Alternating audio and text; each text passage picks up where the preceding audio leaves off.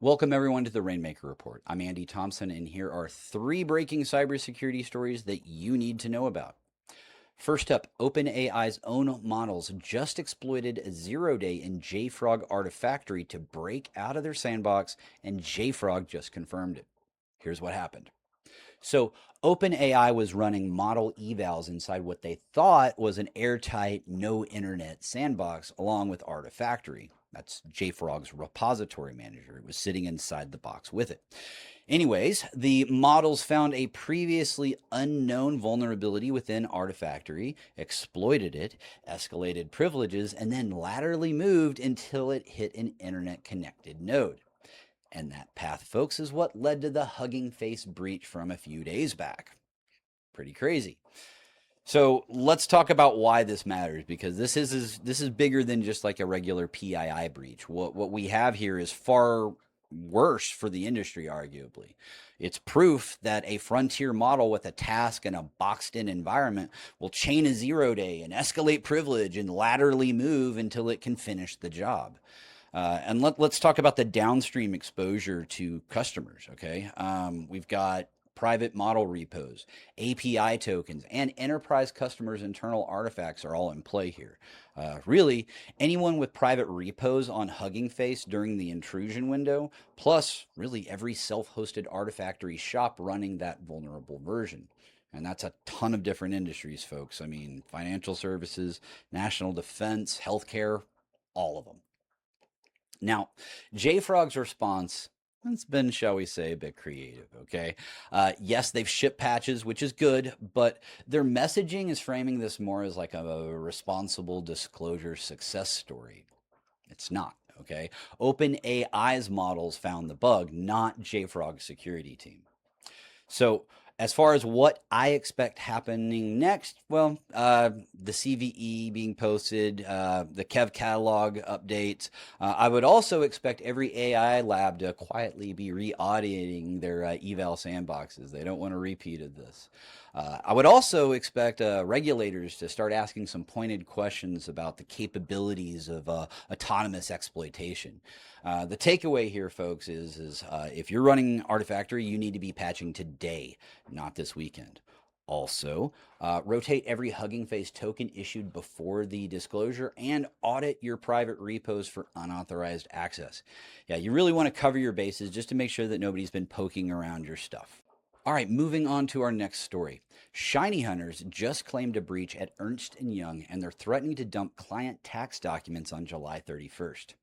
EY has confirmed the theft, and this one is going to sting because we're talking about tax filings from a big four firm. Yeah, not marketing data or anything like that. We're talking the financial guts of their clients. So here's how it's broken down, okay? The attackers didn't go through EY directly. They hit a third party support platform that EY uses for client documents and then walked out with tax files from there. The threat actor in play here is ShinyHunters, the same crew that's tied to the Snowflake extortion campaign. Yeah, they're taking credit and they're running with this in their traditional playbook. Just pay up or the data goes public. Now, this matters because, well, in the accounting world, client data is really sensitive. Okay. You've got tax documents like returns, financial statements, tax IDs, all sorts of like executive PII and like privilege advisory work. I mean, this is nightmare fuel. It's the stuff that, like I said, fuels business email compromise, insider trading probes, and targeted phishing for years. You heard me right. This stuff doesn't age out either. It's years. So let's talk about who all's affected here. Now, EY hasn't published a client count yet, and honestly, they may never. But let's think about their roster, okay?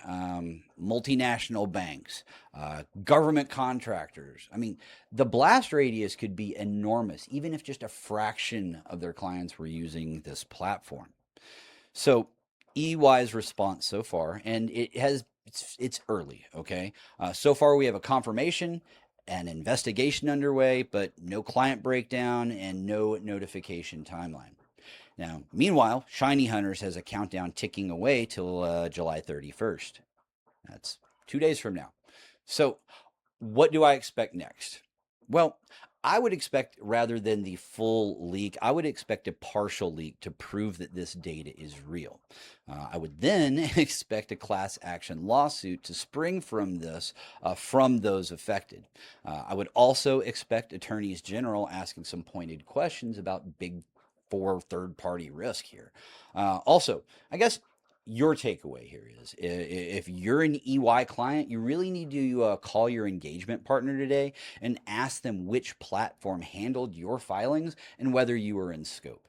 At that point, you want to rotate any credentials that were shared with EY portals and put fraud alerts on corporate accounts. And here's a little tip for you CFOs out there. You might want to brief your board now on this. It'll make you look good because come Monday, they're going to be asking you about it anyway. All right, last story of the day. More than 30 Minnesota communities just had their water utilities knocked offline in what looks like a coordinated cyber attack. And this, folks, is exactly what I had been warning you about for years. Here's the breakdown, okay? So the attackers hit the shared systems these small towns use to run their water utilities. So billing platforms, customer portals, and like the operational back office, because they pulled this sort of stuff together because, well, a town of 4,000 people really can't afford its own IT department. So in lieu of that, they share. So this is the problem. When you share infrastructure, one breach becomes 30 almost instantly. And this is really a problem because it's a pattern in US water, okay? There are around 50,000 community water systems in this country, and most of them are tiny, underfunded, and running on either shared or outsourced tech. And it's not just me. CISA has been warning about this for some time. Over the last few years, we've seen Iranian-linked crews that were hitting water systems in Pennsylvania. Volt Typhoon has been positioning utilities for years. And now we've got a documented, coordinated hit in the United States taking out dozens of towns at one time. Yeah, multiple communities here were reporting outages simultaneously. That wasn't a coincidence. That's essentially what happens when an upstream provider gets popped. Every downstream customer starts feeling the pain the same moment. Now, officials say that drinking water safety really wasn't affected, which is good, but billing and customer systems were down, which still means pain for these towns. So, what do I expect next? Well, I would expect some federal attention here. I would expect CISA and the EPA to start pointing at this and really pushing for more mandatory water cyber security standards, okay? And I would also expect the industry's fight against those standards to get a lot harder to win. So, your takeaway, folks, is if you work with any small municipalities or utilities, really ask who their shared providers are and what their incident response plans actually look like. Because if they get hit, well, you get hit. All right. Well, that about wraps up today's stories, folks. This is Andy Thompson signing off.